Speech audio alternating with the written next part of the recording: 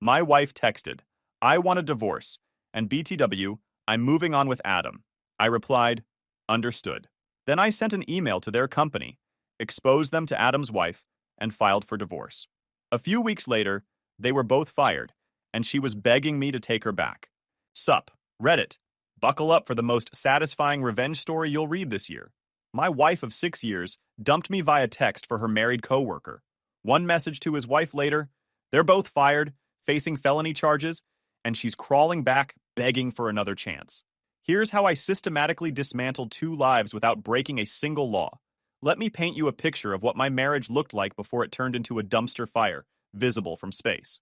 I, 31 male, met Vicky, 30 female, in college. She was studying marketing. You know, one of those majors where you learn to convince people to buy shit they don't need. I was doing accounting because I actually like money and wanted a career that made sense. We dated for 3 years, got married at 24, bought a house at 26. Classic American dream. For the first few years, things were solid. We had our routines, split bills fairly, and didn't want to murder each other most days. I handled finances because I'm good with money, and she couldn't balance a checkbook if her life depended on it. She handled social stuff because I'd rather eat glass than make small talk at dinner parties. But then something shifted around year 4. Started subtle, like a gas leak you don't notice until your house explodes. She got promoted to senior marketing specialist. Suddenly, she was too sophisticated for our Tuesday movie nights. Too busy for the weekend farmers market we'd been hitting up since we were broke college kids. Too evolved for the local dive bar, where we'd been destroying other couples at trivia night for 6 years straight. "Can we go somewhere nicer?" became her favorite phrase. The neighborhood Mexican place where we'd been going since our first date? "This place is so basic now, babe." Our annual camping trip that had become our thing? "I'm just not into roughing it anymore." It's not really us. My friends who'd been there through everything, they're not really growing. But the real kicker was when she started wanting to upgrade our lifestyle. New car lease because her Honda Civic was embarrassing at work events. Designer handbags. Expensive dinners because we should invest in our social capital. All funded by yours truly, of course, because my accounting job paid $20,000 more than her marketing gig. The fights started getting nasty. She'd throw around buzzwords like unsupportive and holding me back from my potential. I'd point out that I was literally paying for her lifestyle upgrades. She'd accuse me of being controlling with money and not understanding modern relationships. I'd show her the budget spreadsheet that proved we were burning through savings. She'd call me obsessive and emotionally unavailable. Her best friend Caroline didn't help matters. Caroline was one of those women who'd been divorced twice by 30 and considered herself a relationship guru. Every time Vicky and I had a fight, Caroline would swoop in with advice like, "You deserve better, hun," and a real man would support your dreams without question. Caroline's dreams, by the way, involved finding a sugar daddy to pay for her MLM lifestyle, while she posted inspirational quotes about female empowerment on Instagram. Perfect example. Last month, Caroline came over for girls' night, which apparently meant drinking my wine while shit-talking me in my own living room. I walked into the kitchen to grab a beer and heard Caroline saying, "Honey, you're basically his mommy. You cook, you clean, you manage his social life. What does he even bring to this relationship besides a paycheck?" Vicky laughed. "I know, right? Like I shouldn't have to ask him to take me to nice places. He should just know what I need." I cleared my throat. They both turned around like deer in headlights. "Hey, babe," Vicky said, suddenly all sweet. "We were just talking about that new restaurant downtown. The one that costs $200 per person for tiny portions and pretentious service?" I asked. Caroline rolled her eyes. "Some experiences are worth the investment, Dan. Not everything has to be about the bottom line." "Easy to say when someone else is investing," I shot back. Caroline got that look. The "how dare this peasant speak to me" expression that comes standard with women who think having premium Snapchat makes them entrepreneurs. "Vicky deserves to be spoiled," Caroline said, straightening up like she was about to deliver some profound wisdom. "If you can't appreciate what you have, someone else will." That comment aged like milk in a hurricane. The final few months were brutal. Vicky started working late constantly. Team building events every Friday that somehow required full makeup and her good push-up bra. Weekend strategy sessions that coincidentally aligned with her shopping for new lingerie. She'd come home late claiming she'd been networking at industry events. Her phone was permanently face down on silent. The credit card statements started telling their own story. Lunch charges at restaurants across town when she claimed to be eating sad desk salads. Uber rides to locations nowhere near her office. Shopping sprees at Victoria's Secret. and I sure as hell wasn't benefiting from whatever she was buying there. I'm not an idiot. I knew something was up. But I figured if she wanted out, she'd just say so. We're adults. Have a conversation, move on with life like civilized human beings. The breaking point came on a Wednesday night. I'd made dinner. She walked in at 9 p.m. carrying takeout from some overpriced sushi place downtown. I already ate, she said, not even looking at the table I'd set. With who? Coworkers. We had a strategy meeting about the Morrison account. Until 9 p.m. on a Wednesday? Yes, until 9 p.m. Some of us are trying to advance our careers instead of just going through the motions. I've been promoted twice in 3 years, Vicky. To what? Senior accountant? Wow, what an achievement. The venom in her voice was something new. This wasn't just marriage problems. This was active contempt for the man who'd been bankrolling her lifestyle upgrade. At least I earned my promotions instead of flirting my way into them. Her face went nuclear. What the hell is that supposed to mean? It means you've been coming home at 9 p.m. every night for 2 weeks, getting dressed up for work meetings, and acting like I'm the asshole for noticing the obvious. You're paranoid and controlling. I'm observant. There's a difference. She threw her purse down and got in my face. You know what your problem is? You think you're so smart with your spreadsheets and your budgets, but you have no idea how the real world works. You can't just coast through life being mediocre and expect people to stick around. I pay for this house, your car, your credit cards, and your designer purse addiction. If that's mediocre, I'd hate to see your definition of success. Money isn't everything, Dan. Easy to say when someone else is providing it. She stared at me for a long moment. Maybe it's time we both started thinking about what we really want, she said quietly. Meaning what? Meaning maybe this isn't working anymore. I looked at this woman I'd been married to for 6 years. This person I'd supported, loved, and built a life with. Now she was telling me our marriage wasn't working because I wasn't ambitious enough for her newly elevated standards. You're right, I said calmly. She looked surprised that I'd agreed. Good, she said. At least we can be mature about something. She went upstairs without another word. I ate my pasta alone and started mentally preparing for what was coming. Thursday afternoon, I'm at my desk reviewing quarterly reports when my phone buzzes. Text from my Vicky. BTW, I've been seeing Adam. We're in love. I want a divorce. Don't make this messy. I'll pack my stuff this weekend. BTW, like she was letting me know she'd stopped for gas on the way home. I screenshot that shit immediately. Old habits from growing up with a lawyer dad who taught me to document everything. Adam. I knew exactly who this dipshit was. Came to our barbecue last summer with his wife Grace and their twin 8-year-olds. Spent the whole time talking about his CrossFit routine and humble bragging about his new Tesla. The guy had that particular brand of midlife crisis energy that screamed, I peaked in high school football and I'm desperately trying to recapture it. He'd spent most of the barbecue hitting on our female neighbors while his wife chased their kids around the yard. His wife Grace was actually cool. Elementary school teacher, volunteered at the animal shelter, made incredible brownies that she'd brought to every neighborhood gathering. My response to Vicky's text? Understood. No dramatic bullshit. No, how could you do this to me? Just business. Because if she wanted to play games, she was about to learn that I don't play games. I win them. She immediately started typing. Finally, that's it? You're not going to fight for us? You just told me you're in love with another man. What exactly am I fighting for? I thought you'd be more upset. I am upset. I'm also not surprised. I saw this coming 6 months ago. She tried calling. I declined and texted back. All communication goes through lawyers now. Figure out your own shit. The phone rang again immediately. Declined again. Then came the flood of texts. First apologetic. Maybe we can work this out. Then angry. You're being childish. Then desperate. Please just talk to me. I forwarded them all to a folder labeled evidence and put my phone on silent. Then I called my boy Finn. Finn has been my best friend since high school. He's the guy who told me Vicky was trouble when I first brought her around because she orders the most expensive thing on the menu and doesn't offer to pay. Prophetic bastard. Finn also happens to be the most petty person I know, which makes him excellent company during personal disasters. He showed up at my house 20 minutes after I called, carrying a case of beer and wearing his world's okayest friend t-shirt. So your wife is banging Adam the CrossFit douchebag, he said, settling into my couch like he lived there. I freaking called this, didn't I? I filled him in on the BTW text and my plan to lawyer up immediately. Finn nodded along, then got that grin. Want me to do some digging? He offered. I've got time and an unhealthy interest in other people's business. Finn worked in IT security, which meant he had both the skills and the moral flexibility to find information that normal people couldn't access. Not illegal stuff or anything, but he knew where to look and what to look for in the vast wasteland of social media oversharing. I gave him the green light, and he spent the next hour on his laptop like a digital bloodhound. He started with Vicky's Instagram. Look at this shit. 3 months ago, she's posting about girls' night out. But check the location tags. He pulled up her feed. This restaurant is downtown, 40 minutes from Caroline's apartment.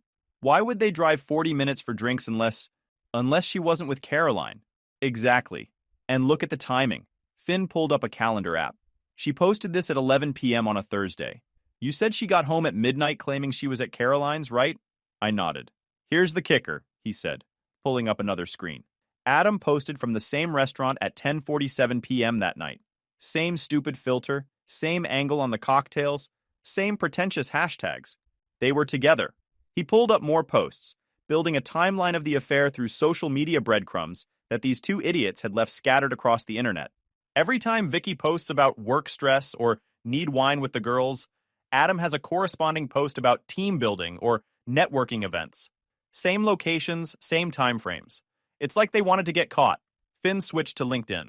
Adam's recent posts showed him at client meetings and team-building exercises, all at the same places Vicky had been posting from. The guy was basically live-tweeting his affair and calling it professional development. Wait, this gets better, Finn said, pulling up something that made his eyes light up like Christmas morning. I found their company's employee handbook online. Section 12, romantic relationships between employees must be disclosed to HR immediately. Section 15, use of company credit cards for personal expenses is grounds for immediate termination. Can he approve his own expenses? Hell no. He's middle management, not an owner. According to their corporate structure, every expense over $200 needs director-level approval. This fool's been signing off on his own adultery for months. Finn was building what he called the prosecution case. Screenshots, timestamps, cross-references, financial patterns.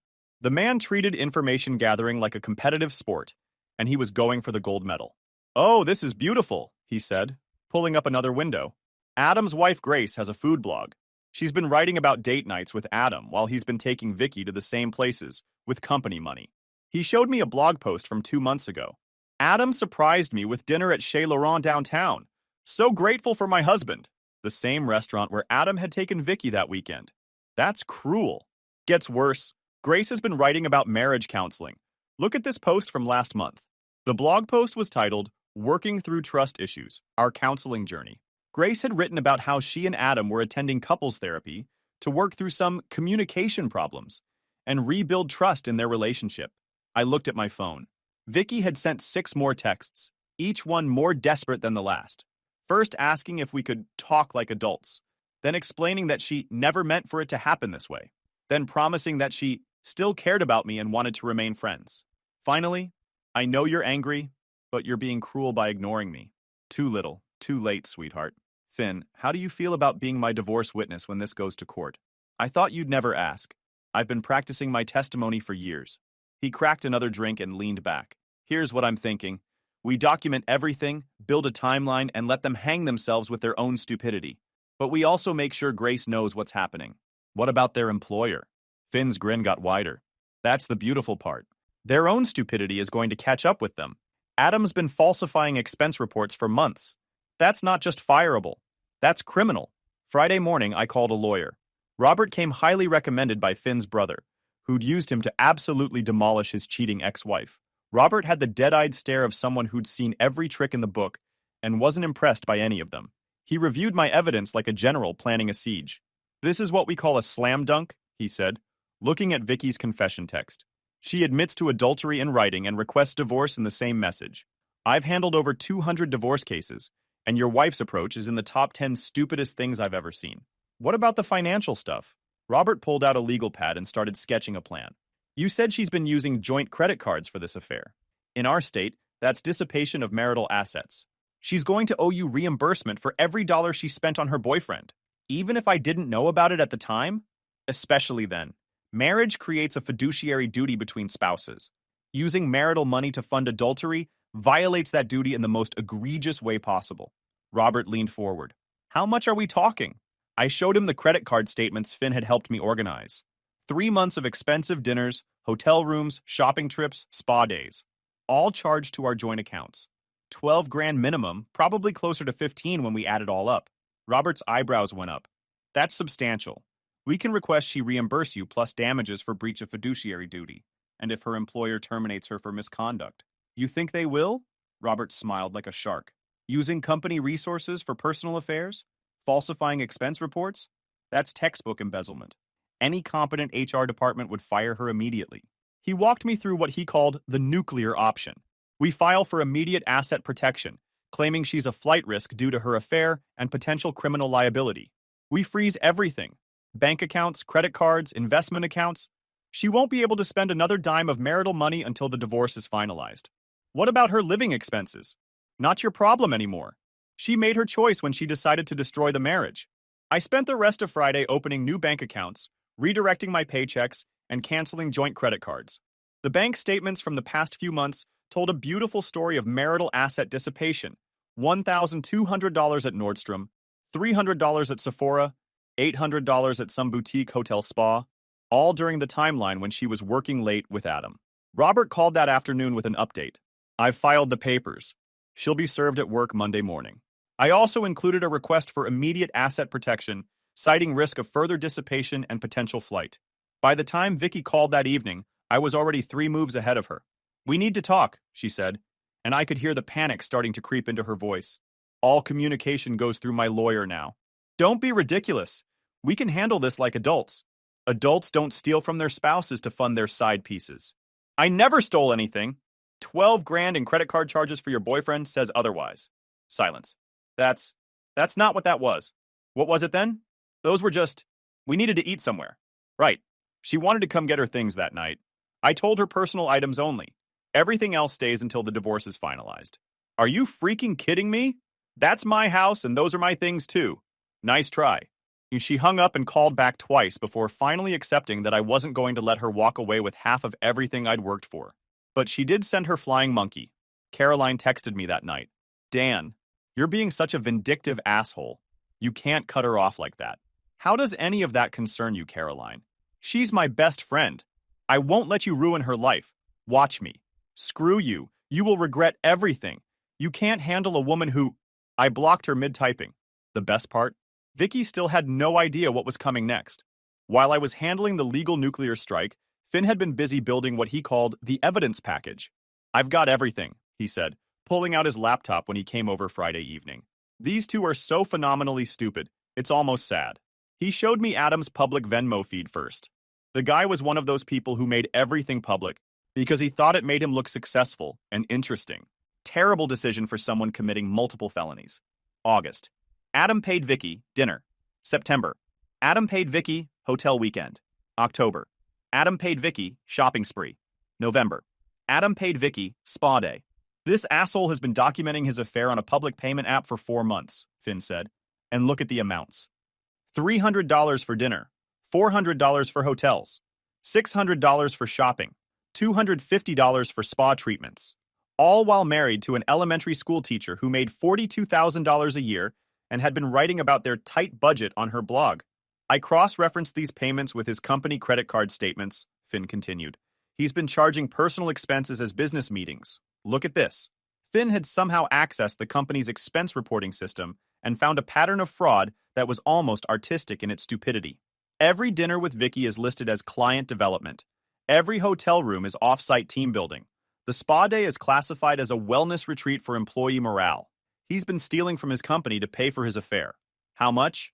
23 grand over 6 months. And here's the beautiful part. The company uses automated expense monitoring. Every transaction over $200 gets flagged for review, and Adam's been approving his own red flags. That night, I drafted a message to Grace through her blog's contact form. I explained who I was, what was happening, and attached the evidence package Finn had compiled. Screenshots, timestamps, expense reports, social media posts. Everything these two idiots had documented themselves. Grace responded within 2 hours, asking me to call her. When we spoke, I discovered that Grace was way smarter than her cheating husband gave her credit for.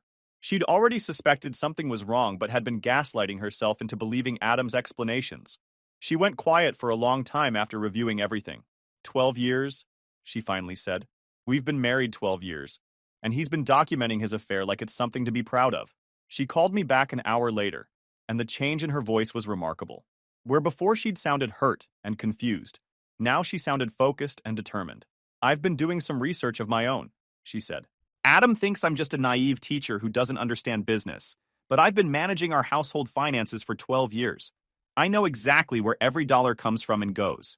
What did you find? The hotel charges he claimed were work conferences? I called the hotels. No conferences were booked. The restaurant expenses he said were client meetings? I checked our business insurance policy. We're not covered for client entertainment over $100 per person. This woman was thorough. What's your plan? Grace had already contacted a divorce attorney and scheduled an emergency meeting for Monday morning. She'd also spoken to her principal about taking personal leave and had started documenting every suspicious transaction from the past year. I'm filing for divorce Monday.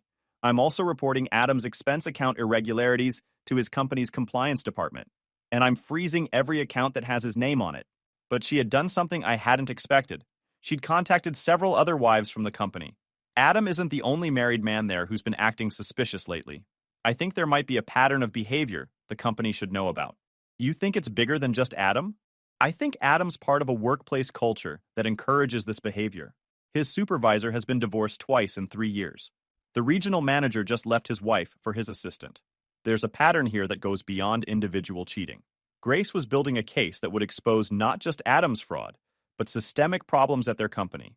She'd discovered that several executives had been using company funds for personal expenses and that HR had been covering it up to avoid scandal.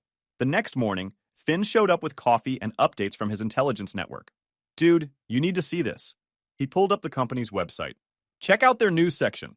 The headline made me spit out my coffee. Internal investigation announced into employee conduct. No freaking way.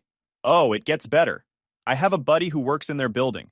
Apparently, someone filed a comprehensive complaint about misuse of company resources and inappropriate relationships between employees. The whole office is in chaos, Finn grinned. Want to guess which 2 employees are currently suspended pending investigation? Monday morning arrived like Christmas, New Year's, and my birthday all rolled into one beautiful package of karmic justice. Vicky got served divorce papers at work at 9:15 a.m. The process server said she went white as a sheet when she read the asset protection order, then immediately started making frantic phone calls. By 9:30, she was trying to access our joint accounts and discovering they were all frozen. Adam got suspended at 10 a.m. when HR called him into an emergency meeting about expense account irregularities. Turns out Grace had sent their compliance department a 40-page report documenting his fraudulent transactions, complete with receipts, bank statements, and cross-referenced company policies. The best part, Finn told me, is that they suspended him without pay pending criminal investigation. He's not just fired, he's potentially facing felony charges. Vicky called me 17 times between 10 a.m. and noon. I declined every call and watched the voicemails pile up. Voicemail 1. Dan, please call me back. There's been some kind of mistake with the bank accounts. Why can't I use them? Voicemail 5. This is insane. You can't just freeze everything. I need money for rent and groceries. Voicemail 12. I talked to a lawyer and they said what you're doing is illegal. Call me back right now. Voicemail 17. Fuck you, Dan. You're destroying my life over a mistake. I hope you're happy. After that one, I sent one message. Yup, never been happier. I saved them all for the divorce proceedings. By Wednesday, the dominoes were falling faster than I could count them. The company's internal investigation had expanded beyond Adam and Vicky. Grace's complaint had exposed a pattern of expense account fraud involving 6 employees and over $150,000 in stolen funds. The district attorney opened a criminal investigation, and the company's insurance carrier demanded they pursue charges to avoid coverage disputes. Adam and Vicky were both fired after a 3-day investigation that revealed $23,000 in fraudulent expenses over 6 months, all charged to company cards and approved by Adam using his supervisor access codes. But it got even better. The company had been auditing expense accounts for the past year due to budget discrepancies. Adam's fraudulent approvals had been flagged by their automated monitoring system months ago, but his supervisor had been covering for him because they were friends. When this all came to light, the supervisor got fired too. 3 careers destroyed. 1 phone call to Grace. Grace filed for divorce and got a temporary restraining order after Adam showed up at her house drunk, demanding she drop the complaint against him. She also got exclusive use of their house, primary custody of their kids, and Adam's Tesla got repossessed when she canceled the insurance policy. Grace's blog post about the whole situation went viral. My husband documented his affair on Venmo, while I reviewed his date restaurants got picked up by every divorce support group and cheating recovery forum on the internet. The woman had turned her husband's stupidity into social media gold. But the absolute best part was watching Vicky's world collapse in real time. She'd moved in with Caroline after getting fired, but Caroline kicked her out after 2 weeks when Vicky couldn't pay rent. Turns out, losing your job and facing felony charges makes you a less attractive roommate. Caroline had her own problems anyway. Her MLM scheme was collapsing after the FTC started investigating her mentor, and her crypto boyfriend had ghosted her after losing his entire portfolio on some shitcoin scam called SafeMoon, or some equally stupid name. Vicky was working at a call center making $12 an hour while waiting for her court date.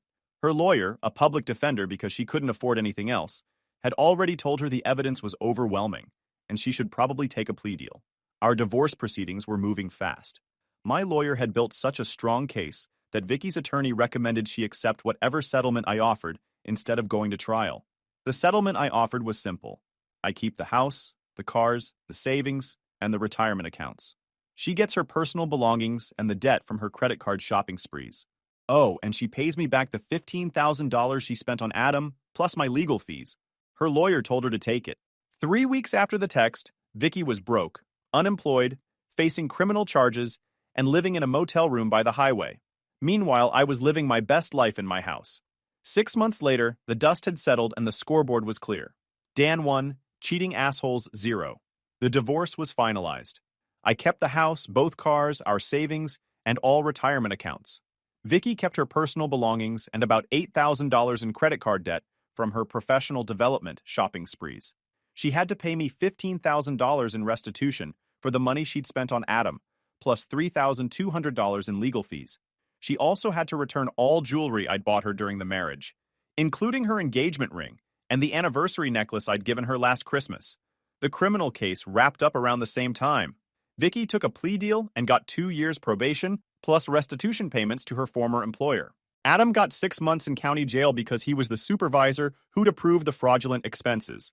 The company ended up recovering most of their stolen money through insurance, but they implemented new expense account procedures that made it nearly impossible for employees to pull this kind of scam again. Adam's LinkedIn profile now lists his current job as sales associate at a cell phone store. He's also started posting motivational quotes about learning from mistakes and becoming a better man, which is hilarious coming from someone who documented his own crimes on social media. Caroline moved back in with her parents after her MLM empire collapsed and her crypto investments evaporated. She occasionally posts Instagram stories about rebuilding and finding herself, usually from her childhood bedroom. And Vicky? Well, Vicky learned what happens when you bet everything on a man who's dumb enough to document his crimes. She'd been working at the call center for about 4 months when she apparently decided she'd had enough of her new reality. Last week, she showed up at my house. I was in my garage working on my motorcycle, a hobby I'd rediscovered after not having to justify every purchase to someone who thought my interests were immature, when I heard someone banging on my front door.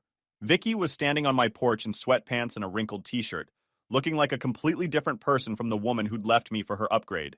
"I made a mistake," she said through the screen door. "The biggest mistake of my life. I didn't invite her in. Honestly, I was curious to see how pathetic this was going to get. What do you want, Vicky? I want to come home. I want to fix this. Adam was using me, and I was too stupid to see it. Congratulations on that groundbreaking revelation. Only took you facing felony charges to figure it out. I'm serious. I'll do anything.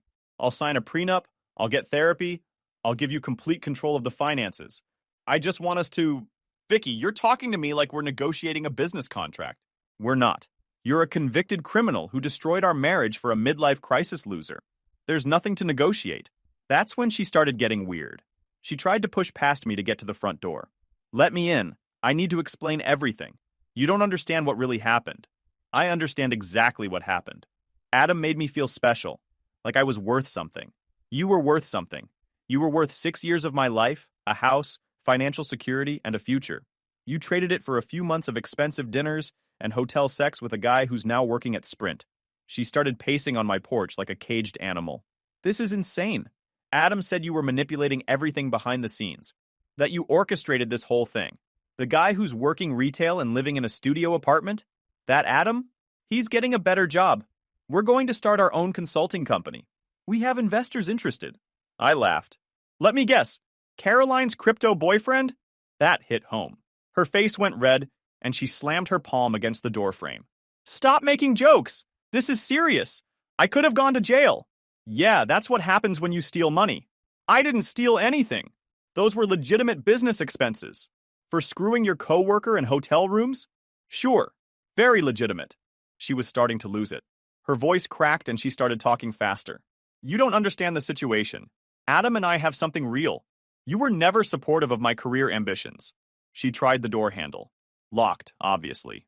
Let me in right now. I need to get some of my things. You got your things 6 months ago. Remember?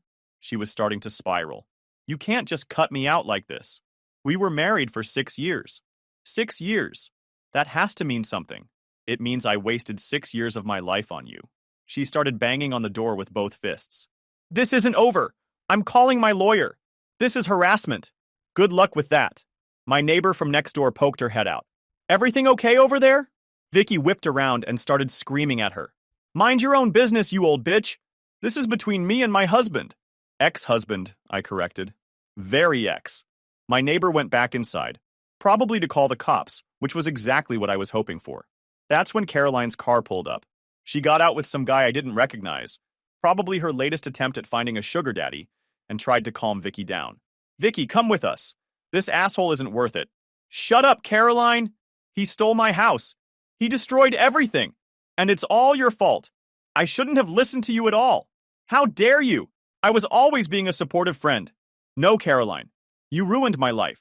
The guy with Caroline looked uncomfortable. Maybe we should just go. Shut up, Cody. Then the cops showed up. And 2 patrol cars, 4 officers. My neighbor had definitely called it in. I watched from my window as they tried to talk to Vicky, who was still ranting about how I'd manipulated everything and destroyed her life. When she started yelling at the officers about how they needed to force me to let her into her house, they'd heard enough. The lead officer looked tired. Ma'am, you're creating a disturbance and trespassing on private property. You need to leave now or you'll be arrested. Arrested? For what? She tried to push past the cops to get to my door. They had her in handcuffs before she made it 3 steps. This is illegal. You can't arrest me for trying to get into my own house. Ma'am, this is not your house.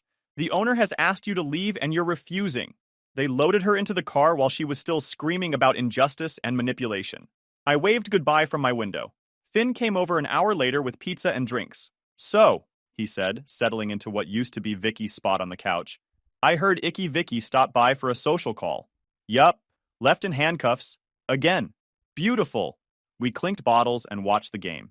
For the first time in years, everything in my life was exactly the way I wanted it. A few months later, I'm doing great. I've got my house, my money, and my freedom.